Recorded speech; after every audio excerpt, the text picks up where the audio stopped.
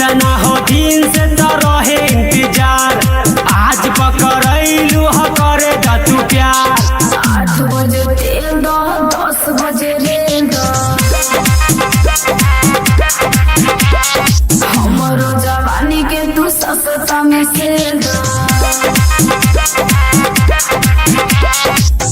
कल के लाशा जैसे सटे द तू प्यार से, भतरा जे बोली तो हर ठोक दे हम कार से। झोला भर के प्यार पैलू अपन ससुरार से, 12 दिन के बाद अइलू मिले अपना यार से। 8 बजे तेल दो 10 बजे रेल दो,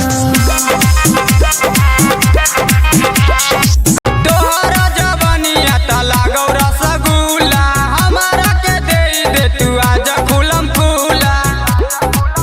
तू त देखई में लागै छी कमाल गे, तू त देखई में लागै छी कमाल गे। तोरा डोरी पर लिखबौ